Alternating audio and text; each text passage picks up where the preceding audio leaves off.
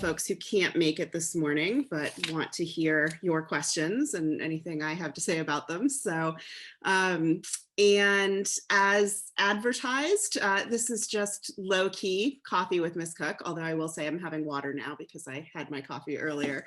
So I'm looking forward to answering your questions about, anything about the process. I did want to start though by noting that tomorrow we have a junior class meeting. So I will be meeting collectively with your kids and thought I'd just give you a heads up about some of the things I'll be discussing with them, presuming that some of you might have good communication lines about the college process and some of you might not. So I'm happy to pass on what we'll be chatting about. So just to start, I'll say that I have met with most of the junior class at this point. I think that maybe 12 kids or so left to go today through the end of next week. But I've been ending a lot of those first one-on-one meetings with some reminders about what their sort of college advising homework is for the next few weeks. And so I'll be reminding kids about that tomorrow. And there's no real set deadline on any of this. It's just things for them to be sort of chewing on as we go into the spring semester. But the first, as I've been trying to remind folks about, is just to book a sitting for the ACT or the SAT later this spring or early summer. It's my understanding that those seats have been filling up. Obviously, there's pent-up demand and concern as this pandemic continues on. So getting your child a seat, and I would say May, June, July, all of those are just fine. I think that February and March dates are pretty booked at this point, but I have little confidence that those will actually run still as we're having this slow vaccine rollout. So looking at a May, June, or July date, I think there can be more confidence that the test might actually happen if your kids prepare for it, and it won't feel like Charlie Brown with the football that keeps getting yanked out from under them. So reserve a seat. And then also know that over the next few weeks, I think we'll continue to get more information about the role testing will actually play for each student in their process, both based on the schools that are getting some traction with them that they're interested in and policies that are announced by colleges as we move along. I'm especially eager to hear from the UCs about what they're going to do with the class of 2022. And so while I continue to think taking a test is going to keep the most doors open, that may not be true for every student. And so again, we'll have sort of some individual prescriptions based on your students, testing capabilities and list and all the rest. So getting a seat booked for the ACT and the SAT is important right now. And then the rest of the sort of homework is just about starting to look at colleges and do some shopping. So anyone I've met with has a suggested list in SCORE. It may be totally from me. It may be some from me and some from some of you. I know parents have been putting suggestions in SCORE. It may be schools that the kids are generating themselves, but to be really looking through those institutions over the next few weeks. And I've showed them that they can do some research in SCORE. Obviously, they can go to individual institutions' websites and look at things. I'm encouraging to look at third-party sort of opinions. So whether that's student videos on YouTube or reading the FIS guide or talking to JCHS alumni that are at the institutions, do something that's outside of the admission office, right? And the whole PR funnel about particular colleges. And I'm urging students, there's a lot of schools they now have in their suggested column in SCORE, but I am interested in what they actually pull into their following column, because that's what I'm going to take as places they're actually interested in.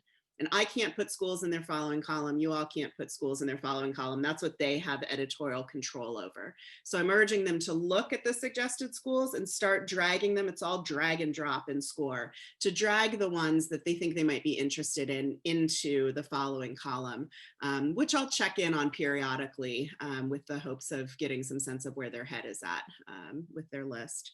And then as they have a bit of a following column, to think about scheduling some virtual visits with the schools they're interested in during this spring. So that could be doing a virtual tour online, that could be doing the kind of virtual information sessions with the admission office. I'm really hopeful with your class that your kids are going to be able to get onto a physical college campus maybe late this summer and the fall, as hopefully the pandemic starts to get a little bit under control. So wouldn't it be great if they did some of the perfunctory info session stuff online? And if you're able to get to a physical campus, you can do physical things there instead of sitting in the admission office, right? And go see a little bit of the campus. So booking a sitting for the SAT or the ACT, starting to look at those suggested schools and putting them in the following column, and then doing some engagement with the schools that they're following. That's really the plan and what they should be thinking about over the next 2 to 3 months. And again, there's no real set timeline on this. So if Q3 is really intense for them class-wise, can ease off this a little bit and put some of this work into Q4, but it just kind of depends on your student's schedule.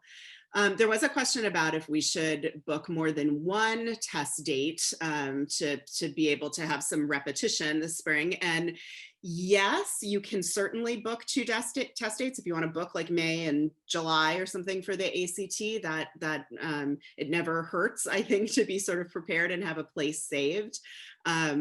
Know that if you do end up canceling a seat for a test, you often don't get all of your money back. I think they save like $25 or something for themselves as a fee. So just keep that in mind. If you push a test date out, so you have something in July and you want to push it to September, you can usually just change the date without any extra fees incurred. So just keep in mind, the financial bit about booking multiple seats. But knowing that folks still have some anxiety about the testing and all the rest, it might not be a terrible idea to try and have a seat saved, especially if your child has done well in their practice tests and think that testing will be something that's a data point that's helpful in their process.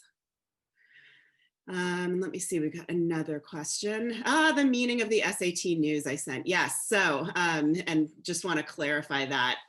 Thrilled by some College Board news, but it's not that no one has to take a test, right? It's not that kind of news, but there were 2 pieces of the process that have been rapidly declining in significance. One is an optional writing part of the SAT and the ACT. This was introduced back in like the mid-aughts, 2005, 2006. And some colleges were requiring it, but a lot of them were like, I don't know that this matters so much, having them write another essay. But the UCs had been requiring it. And they finally let that go in early 2020. And so very few people have been signing up for the essay portion. It extends your test by another 45 minutes or an hour or something. So the College Board earlier this week just called it on the essay section and said, we're not going to offer this anymore. So I'm assuming ACT will follow shortly because they also still have this optional essay portion. But as you're signing your kids up for the test, if the option is there to do the optional essay writing part, don't sign up for it. It's not necessary. Let's keep their testing as short as we possibly can. The other piece of news from the College Board was around subject tests. And this is something some of us may remember from our college searches. SAT subject tests were something that had been required by Ivies and highly selective places for a long time. These were 1-hour tests that were on a specific subject, French, biology, that sort of thing. And maddeningly, slightly different from an AP test in content.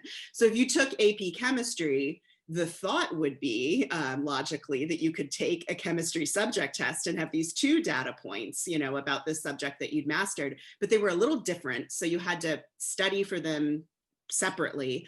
And so again, declining requirements on the part of colleges over the last 10 years for subject tests until we got to a place in the last year or 2, it was only STEM focused institutions, engineering programs that were even sort of recommending that you submit like a math and a science subject test. Very self-selecting who was taking them, mostly kids that were able to score 770, 780, that sort of thing. And so again, by early 2020, before the pandemic, places like Caltech and Harvey Med and all of them said, you know what, we're done with the subject test requirement. And so that's another thing that College Board, I think out of a fiscal demand that people are not signing up for these anymore, have said, okay, we're just gonna call it on subject tests and no longer require those. So these are 2 things that have now gone away. we still have the main SAT and the main ACT as possibilities that students might need to do for their search. Let me look at what other questions we have here. How many colleges would you suggest students have in the following column? That is a great question. I will answer that sort of working backwards. On average, JCHS students apply to about 10 schools. Some may do a little more than that. Some may do a little less than that, especially if you end up applying somewhere early, you know, where you're sort of committing to a place. And we can talk about terminology in a minute so folks understand application plans. But I would say in the following column, having, you know, maybe 12 or 15 schools that you're looking at seriously, that's great. If it ends up being less than that, that's fine too. Again, everyone's search is a little bit different. I will say that if finances are going to play a major role in your search, probably will for a lot of people. College is expensive. Having, you know, more schools rather than less that you're kind of looking at makes sense. And to also, we need to be thinking about the likely through reach kinds of schools, you know, so those 15 schools can't just be Ivies and the most selective liberal arts colleges, right? Because schools that are more likely to take your children, you are more likely to be able to pay for because they might throw some merit aid at you and all the rest. So next summer, when I have a GPA for your kids from the end of this year and maybe a first test date, I'll go ahead and put those labels on the following list of what's a likely, a possible, a reach school based on their kind of stats and curriculum. But for now, just know that, you know, having a UC in the mix, having a CSU in the mix probably makes some sense financially. And then, you know, whatever other kinds of schools your kids are looking at. Okay, getting more questions here. Do standardized tests have more bearing because extracurriculars are so, yeah. I don't think standardized tests are going to have more bearing, mostly because we still have a giant question mark on whether your class is going to be able to take them, you know, in a meaningful way. And if colleges are going to go back to requiring them or stay in this test optional stance. So I do think, you know, colleges are going to understand that just as for the seniors, you know, extracurriculars got kind of truncated this year, that, you know, junior year may end up being kind of a wash for a lot of your kids, obviously with athletics or theater, things that really require an in-person presence. But I wouldn't use that as an excuse for them to not do anything, right? And I know they've got some community service requirements and PE requirements and things for school, and that's great because those things will still sort of count as activities. But if there are other things they can be doing online or in your local communities, that would be great as we think about the summer. You know, depending on whether we're able to be out in the world or not, thinking about maybe taking a community college class online or a cooking class online, or, you know, something that's helping them stay engaged outside of just perhaps like Animal Crossing. that would be good. There's a question about how to sign up for a Sunday test date. So one of the great byproducts of the pandemic is that SAT and ACT stopped being impossible about signing up for SAT Sunday, or the Sunday test dates. You used to have to do everything on paper to register for those, which was ridiculous. So now you can register for a Sunday test date online. And there is an option for that on both. If you Google sort of Sunday test date College Board, you know, that you'll get the page for that. But you do need to have a letter from your either, you know, your temple rabbi or from Rabbi Rubin, and I've got a stock letter. If you just shoot me an email to remind me, I can send it to you with your child's name inserted in it that verifies that they're Jewish and that they honor Shabbat and that they should be allowed to have a Sunday test. And so I'll send it to you as a PDF. You just upload that to College Board or ACT's website, and you should be approved for a Sunday test. So know, first of all, that that's, you know, an option if your family honors Shabbat. So you should be able to do that.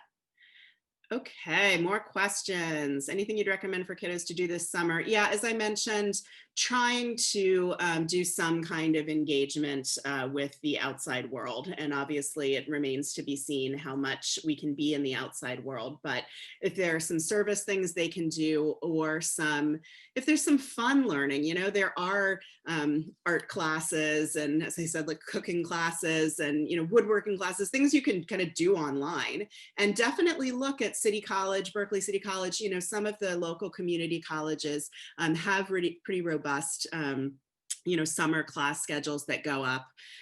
This is also a time if your child has gotten, you know, a D, or I guess we wouldn't have any Fs on the transcript potentially, but for the UCs and the CSUs, if your child's received a D in any class, they actually won't get credit from the California state system for having taken that class, which is slightly different from JCHS's policy. If you receive a D, we consider that passing and count it as a grade towards graduation. But the UC or the CSU, if you get a D in chemistry, are going to say, well, now you don't have that science credit. So this summer also might be a time for the handful of students for which this might be relevant to remediate that class and just try and we will then kind of replace that grade in their GPA. They get a credit for the UC or the CSU. So think about that as well. Next question. We heard in the last program, there's subject matter tests may substitute for the SAT. Yeah, so I'll just say that the subject tests are now null and void. The College Board has said that they're not going to be offering those anymore. But I will say for what you may be referring to, the UCs this year in their test blind stance said that they would not look at the SAT or the ACT, but they would look at other testing. So that had meant they would look at a subject test, they would look at an AP test.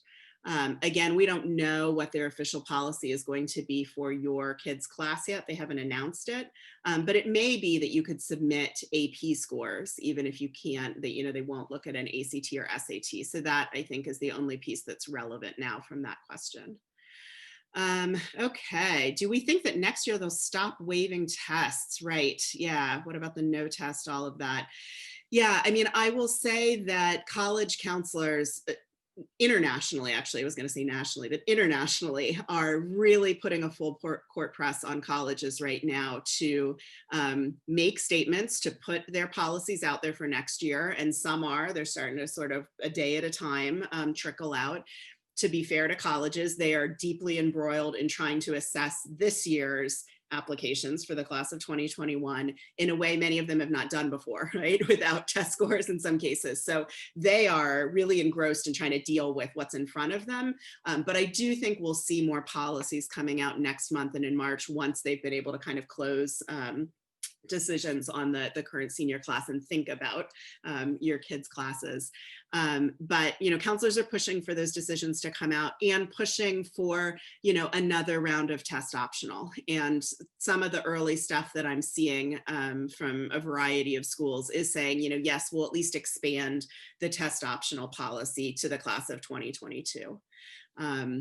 And so, yeah, as I hear big news, and by big news, I think of systems, so like the UCs, I will push that out specifically to all of you. But as your kids, you know, move colleges into their following column on SCORE, it helps to go sign up for their mailing list online. And they still call it a mailing list, but it's mostly an email list, right? So then that news gets dropped into their inbox. And you may want to think as a family about whether you want to make like a family college email, you know, that anybody can check so that you can stay apprised of some of this, or whether they want to use their JCHS email. Think about sort of where some of that college news is going. But if you sign up for those mailing lists, that's going to give you the second it happens information about what, you know, Tulane is doing or Brandeis or whatnot. And then let's see, if you're planning to apply to UC or CSU, does each school count as one of 10? Yes. So I really do. For a while, I was thinking, yeah, we'll just call the UCs one school, but you know, there's 9 of them and they're each different places. You're not applying to the same school with each of those. So I've really moved into more of a, let's call each individual school an individual school. And keep in mind that it costs money to apply to each individual school. You know, each application to the UC costs $70 unless you get a fee waiver. So if your student checks off 6 UCs, you're racking up a bill. And, you know, it is, we're dealing with a lot of artificially inflated applicant pools right now, that people are throwing their hat into a million rings, hoping that something sticks. And I'd really want to encourage our kids to be a little bit more purposeful than that. Because UC Santa Cruz is a better fit for some kids than others. UC Irvine is a very different kind of place and a better fit for some kids than others. So just sort of broadly applying across the UC doesn't make sense for everyone. So yeah.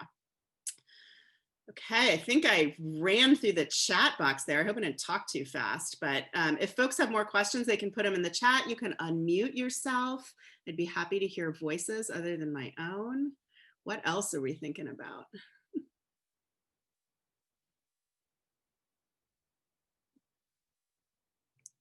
Let's see.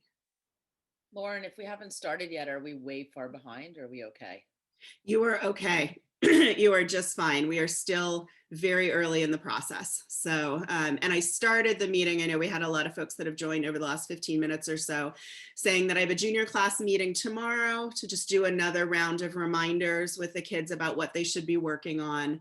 I have maybe 10 or 12 kids yet that I haven't met with yet. And so, so they don't have their suggested list and score and all of that, but I will be getting those in the next week. I think my last meeting is on Friday afternoon, so, or next Friday afternoon. So, so no, you're totally fine shape right now. Good. So Lauren, could you talk a little more about the kind of college visit process at JCHS and what that will look like for our students when they're seniors? Right. This past fall was obviously very different because it was all virtual. Right.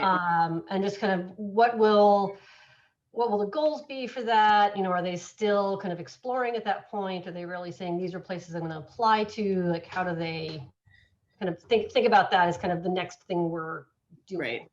Great questions. And I'm going to address sort of two different pieces of it. So one, the sort of mechanics of the visits, to JCHS.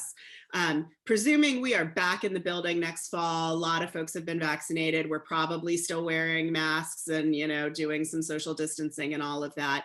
I don't know that we're going to allow guests in the building, right, in a real regular way. So where a normal fall is that we have 100 college reps that cycle in and out of room 120 and, talk to groups of kids.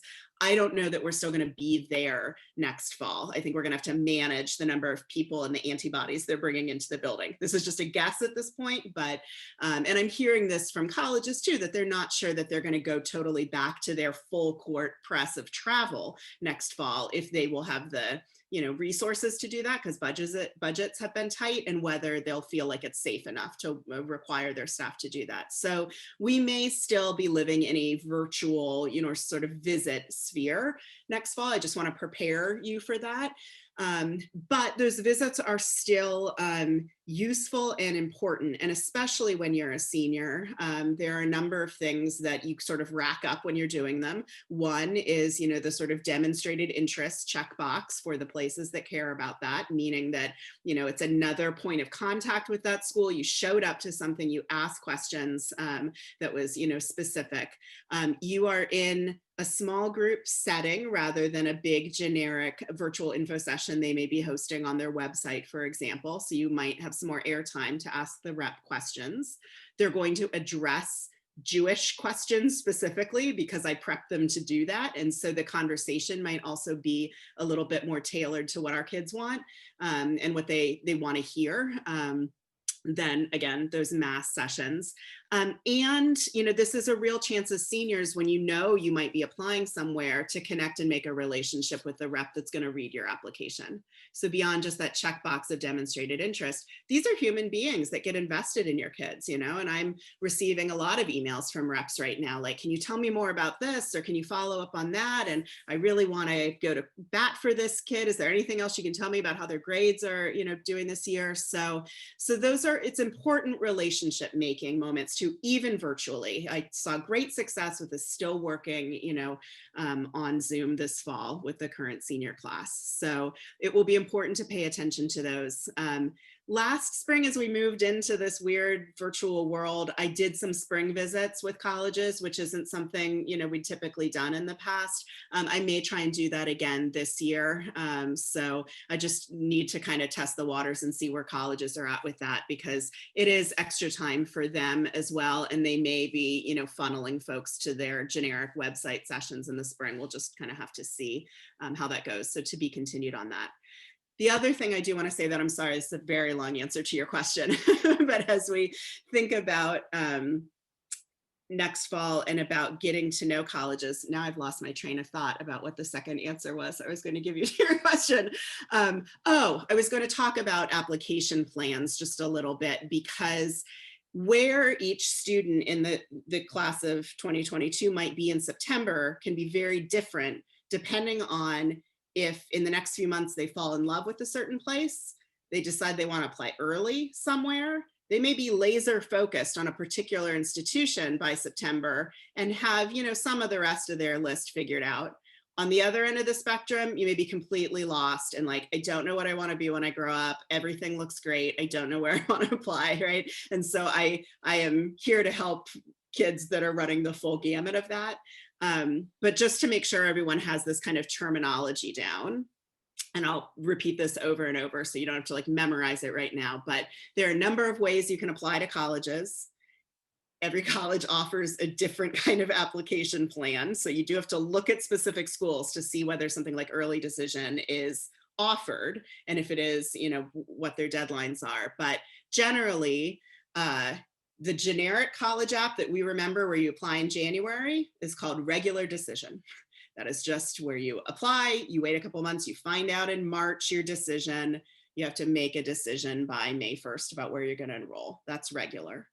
In the last 20 years, we've seen this big influx in early plans. So, and there's two sort of kinds generically. Early action, where you can apply early, find out early, but you're not committed to that institution.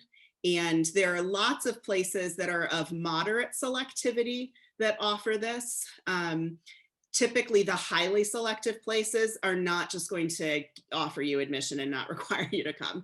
So you can think of early action as something that sort of moderately selective places or large institutions like University of Oregon does early action. And I'm not able to think of any other example at this moment.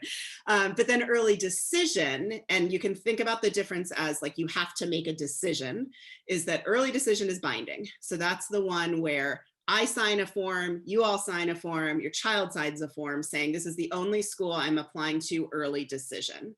And if I am admitted, I plan to enroll.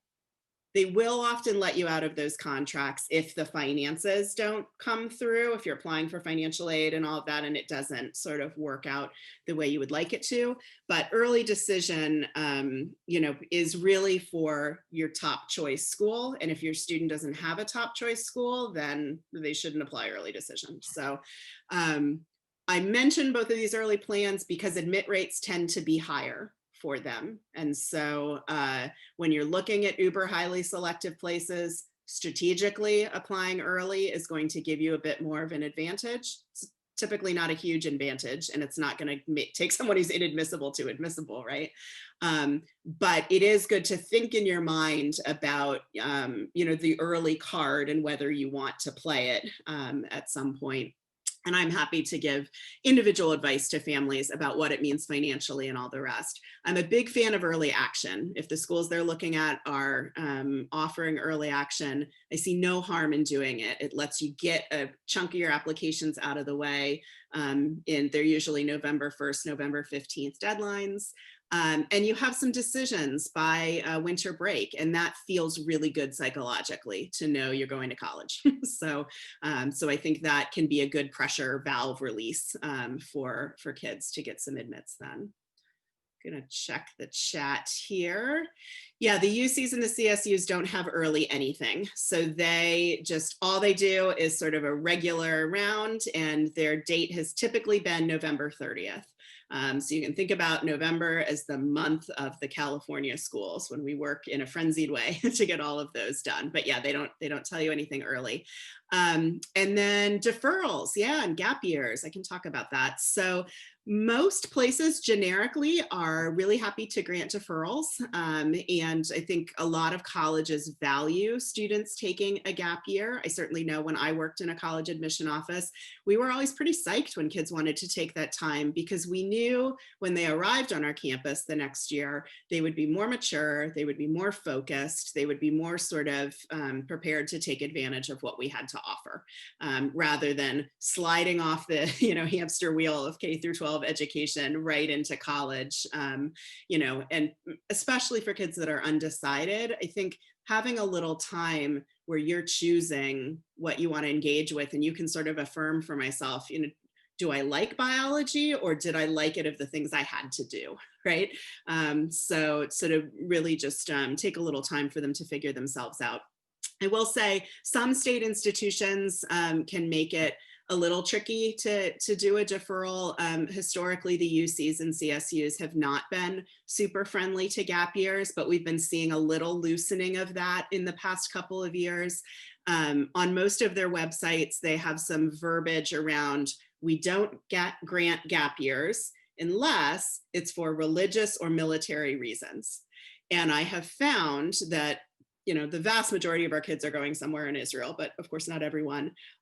Just saying you're going to Israel, they sort of default it into the religious column, regardless of whether they're actually going to seminary or yeshiva or whatnot. So we do find that has been a good workaround, and that our kids get approved to go do gap years in Israel pretty regularly. This past year, we've got, kids that were admitted to UCLA and Santa Cruz and Davis that are all, were able to do their gap year. So it is a case-by-case thing, but that's something to think about.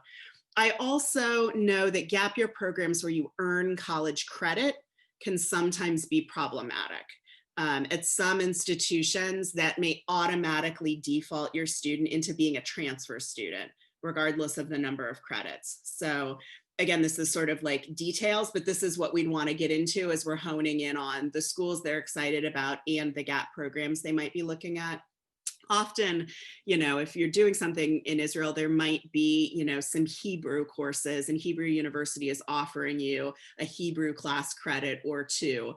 Often if we talk with the college, we can kind of work around it saying, they're not enrolled full-time at Hebrew University, right? That this is just a piece of their program.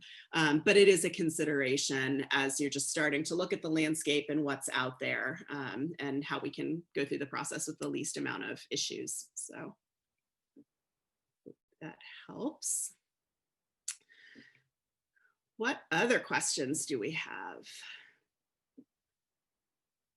Trying to see if there's Did you cover already? It's Deborah. Hi. Hi. Sorry, it's early in the morning. I don't have my camera on, but I'm a human and I see you and I love all of your gesture and prosody and energy. Yeah, thanks. Yes. Hi.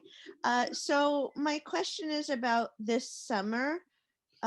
So do you think that it might be possible to visit the outside of campuses this summer, if not the inside? I know that the schools I teach at are probably going to go in person again in not this coming fall, but in the spring semester. So they're probably not in session in the summer and definitely not in person. But is it possible to like snoop around the outside of their campuses? Yeah, great question. And I think the answer is yes. And I know that some senior class or senior families have been doing a little snooping. I mean, most colleges, if you go on their website right now, are going to say our campus is closed. Right. But that doesn't mean there's like literally police barriers up or anything, that you can walk across a green space and just get a sense of the aesthetics of the place, which I think is important. And my hope is that by this summer, there'll be a little bit more of that. Now, keep in mind, there were some colleges last summer, I think Tulane and maybe University of Michigan, that were offering some socially distanced campus tours in person. You made a reservation and they kept it to 6 or 8 people or something so that you were spread out and all that. So I can see that happening again this summer for sure, especially if they're places that don't have summer classes, so they're managing the foot traffic. But I would say maybe even, during Pesach break this year, that if you wanted to drive to UC Santa Barbara or Cal Poly or wherever and just stand in the middle of the campus and see, like, what does this feel like? Where's the college town? What can I walk to? Where is physically the Hillel or the Chabad, if that's important to me, and just get a sense of, you're not going to be able to like look at the library or the student center, but you can probably do a little of that stuff online. But, I think standing in a physical space really can help. You still have a gut reaction, whether you're on a formal campus tour or not, about whether I'm really kind of into this or this is not at all what I thought it was. Man, they tweak those, photos on the website really well. So I think that you can get onto campus at like CSU and UC campuses right now. At the private school where I teach, it really is on lockdown. Like there will be people who are like, who are you? Where's your badge? Don't step on my grass. People will die. So that won't work. But like at SF State or like at UCB, it's like their libraries are open, their campuses are open. You could totally walk across those and get a feeling. Yeah, I walked through the UC Davis Arboretum on Sunday, 6 feet apart with a friend of mine. But they are they've got some kids on campus, at a reduced capacity. So yeah, I think that it's good to check their websites and sort of see the verbiage they have around being closed. As you said, Deborah, there may be some places that are literally on lockdown. But to just get a sense of if they've got some students on campus, that probably means there's a little bit of something for you to look at. So there's a question about, is there a way for kids to talk to alumni of JCHS? Absolutely. So I am happy if you've got specific schools you're thinking about to just bump out, email addresses for students that I know are on campus. We do also, I typically have some panels at the end of junior year. I will have your kids in a class meeting talk with some seniors that are on their way out the door about what their process has just been like. And last year I brought in a handful, half a dozen of alums as well to sort of talk about life on a college campus. So I think I'll probably be doing that again this spring, especially while we're all still a captive audience at home. But it'll be a mix of some generic stuff that I offer to everyone and you really letting me know what you need. So, and you can find in SCORE, I'm pretty sure that kids can see if we've got any matriculants there, but I might be lying about that. So, but know that you can always check with me. And places that are popular with, JCHS students, all the UCs, your Brandeis, Tulane, Barnard, whatever, we've got multiple kids on campus. There's a question about what are virtual visits like? So often virtual campus tours are something you can just do on your own. It might be videotaped. I know like Santa Clara has a cool one where you're following the tour guides on skateboards, and so that's something they obviously produced and have put on the website. It's not live. But I do think some colleges have gotten creative the longer we've been in this virtual world and have some live virtual tours where they're taking you around campus.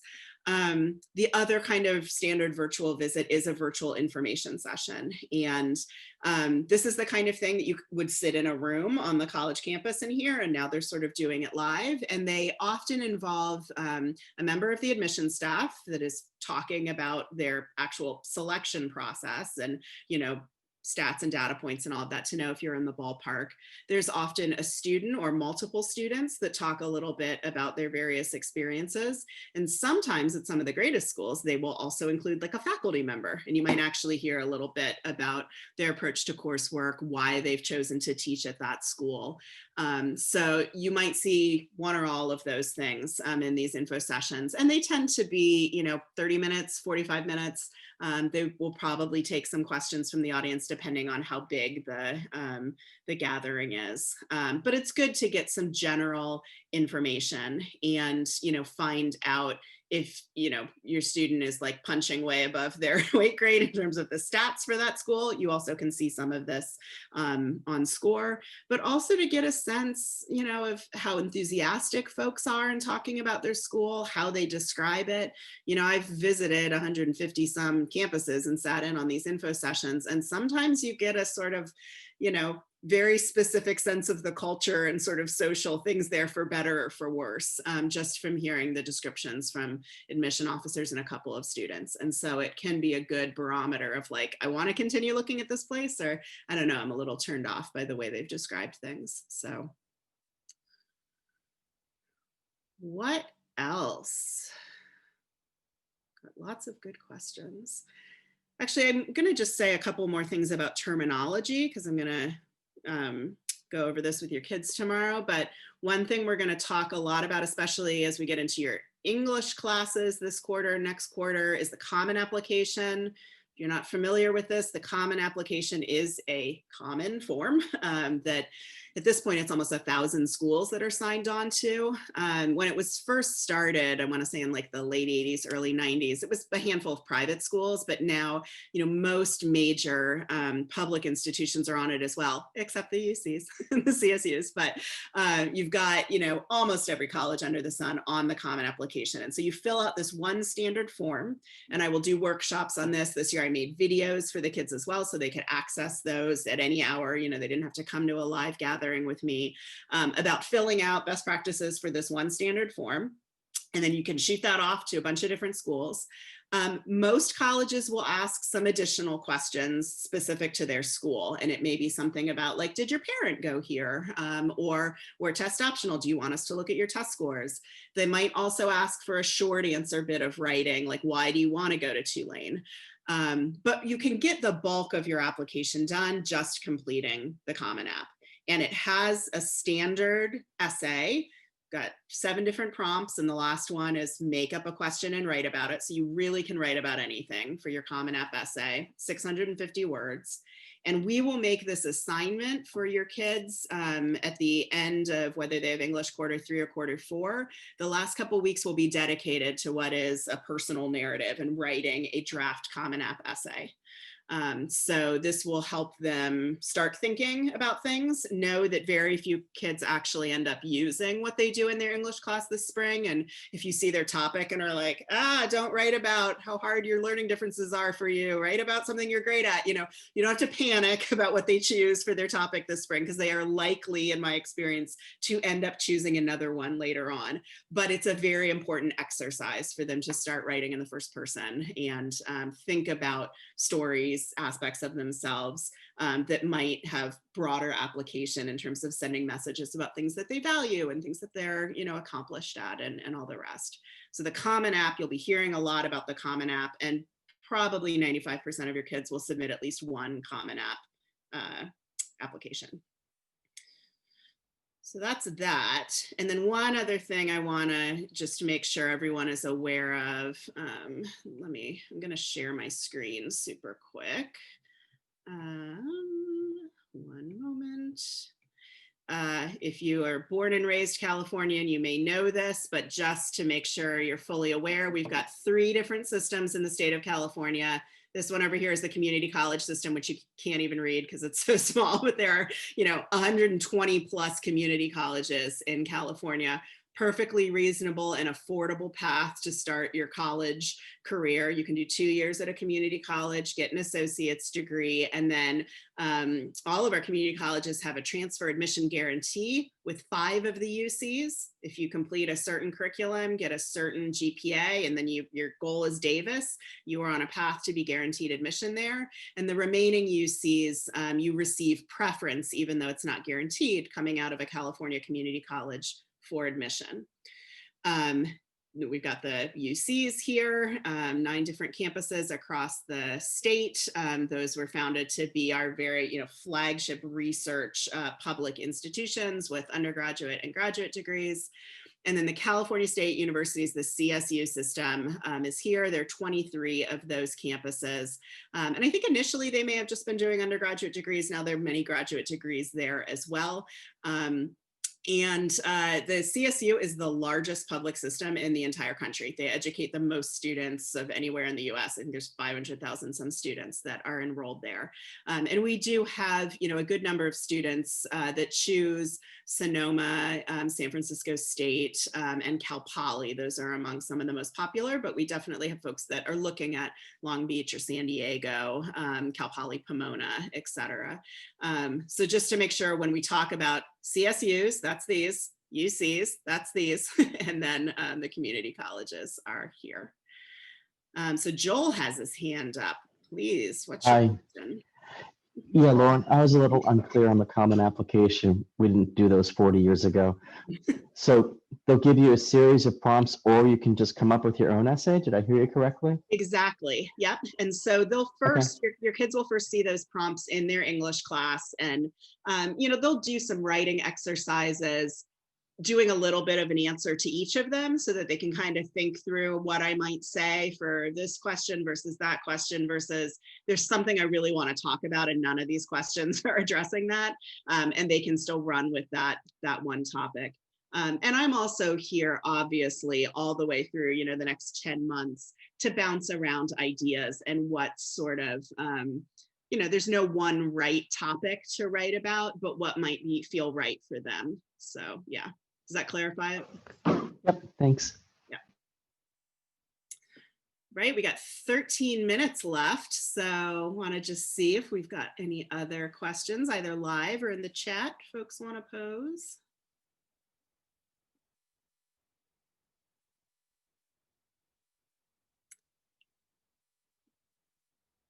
All right, I'll remind Good morning. I have a quick question, but it's very specific for students with learning challenges. How do you get to the truth behind the learning support that's offered? Yeah, good question. At this point, I will say, given the ubiquity of diagnoses and kids that are dealing with some kind of learning difference, most colleges earnestly offer a learning support center that has some pretty good services. So you may be seeing everywhere, you can Google any school and see something coming up. I think you can take that at face value. But of course, some do it better than others. Some are more robust programs than others. So there are some guidebooks that you can look at. And man, this is where I wish I were in my office, because of course they're all sitting on the shelf. But there are some, sort of old school telephone size books that, and you can, sort of search on Amazon, best colleges for students with learning differences, and a couple of the most popular ones will come up. But they will give you, again, like the FIS guide, a more third-party assessment of what's available on the campus, a description of that campus and the resources. And when they talk about support centers, are they talking about kids with physical differences? Because sometimes that's where folks are leaning into, if you've got a hearing issue or a vision issue versus actual learning cognitive differences. And so, looking at the difference between those as well. But I'm also very aware of the learning plans that all of your kids have. I'm reviewing them before we have our first meeting together and factoring that in as I'm thinking about their college list, both in terms of the support that may be offered on the campuses of schools I'm recommending, but also their admission process, because a lot of those institutions are also going to be test optional, because they recognize that, the standardized tests is just not going to be the best way to predict success for kids on campus. So, but if you have any questions, and of course, as I am putting suggested school lists into your kids' score accounts, if you want to sit down and have us have a half an hour conversation about like why each one of these schools. I'm doing a little of that in the emails to you all as I let you know that that list is in SCORE, but definitely feel free to schedule a time for us to sit down and I can give you a little bit more detail on my thinking in what I'm recommending. And as I'm also saying to your kids, also know that I don't have any emotional investment in what I'm recommending to you. So if I think something looks good and you all look at it and you're like, this doesn't feel like a good match, delete it, remove it, don't, move it into the following column. I'm not going to have my feelings hurt. I'm doing a first pass, and hopefully if those places are not the right ones, they start leading us down the path to the ones that are right. So terrific. Can I ask another question? Absolutely. I know you've been, super experienced and you've been doing this a long time. And I, could tell by the questionnaire, you have a really robust, system to get to know the kids. How much do you speak with the advisors, the teachers, the deans, to get that insight as well? Like what's sort of the background of how you get to know our students? Great question. And I'm super sorry for all the people who are ready to get off. No, it's fine. And folks can leave anytime. Again, you won't hurt my feelings. But yeah, I definitely look at each of your children as my own personal research project. And so I do a meeting with Michelle Matz for her, as who's just been their 9th and 10th grade dean, to give me a little, insight into her work with them. I read over all of the faculty narratives from their junior year that they get from faculty as they're graded, so that I get some sense of how each individual person they've been interacting with this year talks about their work and sort of assesses their engagement. I'm obviously, taking copious notes as I meet with your children. If I meet with you, I'm taking notes then as well. And as we continue on in the next few months, I start, having more one-on-one interactions with your students themselves. That's not just this 145 introductory minute meeting. So we'll meet again at the end of the school year. I require everyone to do another round of signing up. And, but then I also am going to ask for some self-advocacy here over the summer. I work all summer, and you all and your kids are welcome to meet with me as much as they will like. And if we're still doing some of this virtual stuff, I'll be keeping my Google calendar open. And some kids really access that, and they will meet with me weekly or once a month or something, just to kind of check in, ask questions, tell me what they're doing. Super useful for me as I have to write these counselor recommendation letters. There are kids on the other end of the spectrum that avoid me like the plague. I give them anxiety. The college process gives them anxiety. I get that. I'm still going to chase them down and be talking with advisors and other folks to try and round out my knowledge of them. Typically, I'd also be going to athletic practices and theater events and all of this and sort of seeing them, in the wild. And that's not happening right now, which is a huge bummer. So that's one of my, big to-do list items are, the alternative and creative ways I can continue to get to know your kids in this virtual space. So hopefully that helps. That does definitely help. I have one last question, and then I promise to stop asking. So, with the progress reports, my student and myself have always, I've always really enjoyed the sort of detailed feedback that we get from the teachers about the experience that they're having with our student. And that's not been happening in, I know, these shorter ones. So I apologize for not asking about it earlier with someone else, but is that going to be happening? It doesn't seem like it. And if so, when do you get this descriptive narrative? Right. Yeah, I do know in seeing, emails from Mr. Brody, and he's sort of tried to set some policies for faculty this year as we're in this sort of strange environment and the amount of work that they've been shouldering. So yes, I do think that the sort of mid-year narrative that we typically all receive didn't happen this year, unless I think students had maybe a C or below in a class, and then feedback was requested. But there should be the regular narrative that we are used to seeing in the end of the year sort of reports, or maybe somewhere in the middle of Actually, it would come from the Q3 classes. So at the end of Q3, those teachers in theory will then write the typical narrative evaluation, and then the Q4 ones will come at the end of Q4. So that's my understanding of the plan for this year. It wasn't to completely remove the narrative element altogether, but to remove one piece of it during the year, which is a bummer for me. And I let Mr. Brody know it, but I think it was helpful for faculty to have one less thing as we're all, navigating this strange environment. Yeah. And then I see there's one other question in the chat about the timeline for actually working on applications. Excellent question. I think I experienced this last year with the senior class. Once we all went into lockdown and people felt like they had more time on their hands, they were like, well, what can I get ahead on? What can I start my applications in like April, or June?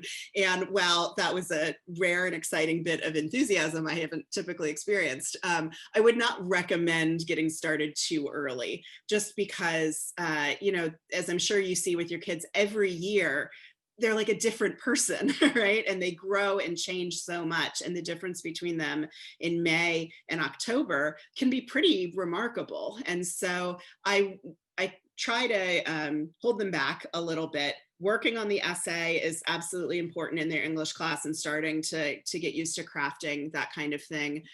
Over the summer, I'm going to encourage them to really start nailing down activities lists and descriptions of the way they've been spending their time, because they will have to kind of barf up that list multiple times on the UC application, the common application. These are the things I did and the times I did them and how I can describe them in like sort of resume style way. But the actual data entry on applications, both the Common App and the UC application, do not officially open with whatever changes they will have made for your students' class until August 1st. And so going onto the Common App or going into the UC app before August 1st can be a little bit of spinning your wheels, because you might be filling some things out that aren't relevant past August 1st as they update whatever information they want to collect. So, but starting August 1st, and I do a boot camp with the seniors, usually like the second week of August, for half a day or longer, where I bring in college admission reps, and we did it on Zoom this year. We're still able to do it virtually, have reps read some drafts of their essay, have reps practice interviewing with them, have them starting to get back into like school college mode. Slide through the rest of August, we're really working meaningfully on applications, and I'll start doing workshops and pushing videos out and all of that. So, and they can get a good chunk of things done if they're motivated during August. But some, need to sort of be back in school with that structure to really go full bore at it. And that's okay too, so. It is 2 of 9. So I just want to see if there's any last burning questions. Okay, I just got one about teacher recommendations. So yeah, so I want to just let you know, as I'm having these initial meetings with your kids, I am bringing up faculty and saying, let's brainstorm for a moment about some folks that you think you have good relationships with, you might have had multiple classes with, who's your advisor. If you had to choose 2 faculty members today, who would it be? And I'm writing those down.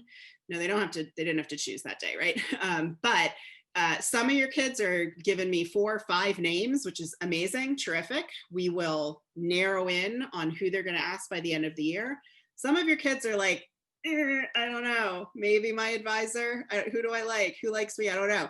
And that's the whole point, is that I'm asking this now to think about it over the next few months. And so typically we want to have 2 teacher recommendations on file, 2 different disciplines, so like a STEM and a JS, a humanities and foreign language.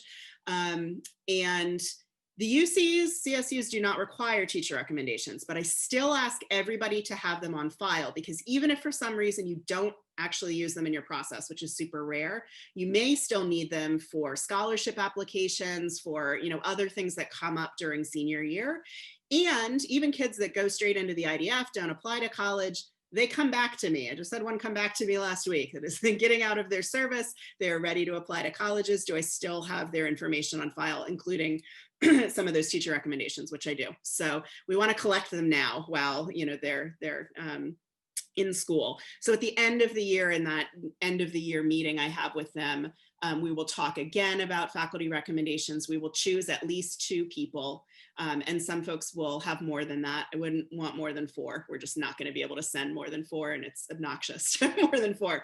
But 2 JCHS folks, and then an extra 1 or 2 could be JCHS people. It could be NCSY coordinator, it could be, club soccer coach, someone outside of the building. And I will collect those and hold them on file too.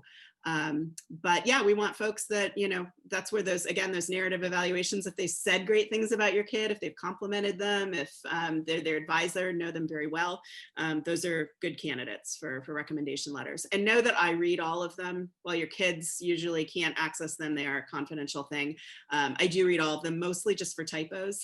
People are saying amazing things about your children. This is not a case of, anyone trying to put the kibosh on their admission chances. But, I can also give advice if we have limits, can only submit 1 recommendation, what's like the most thorough and glowing and amazing. So it is 9:01. So I think I'm going to end there. And I just want to thank all of you for being here. I know we're going to do this again next month. I think on February 18th, if you want to come back and have some coffee and ask me more questions, we will do that. But for now, I will say, have a good rest of your week. Thank you for being here. And please email me if other questions come up. Look at my Google Calendar online if you want to schedule a family meeting. It will be in the week ahead tomorrow. It's always in the week ahead, the link for it, but you can also find it on the portal, my email signature, etc. All right. Thank you so much. Have a good one.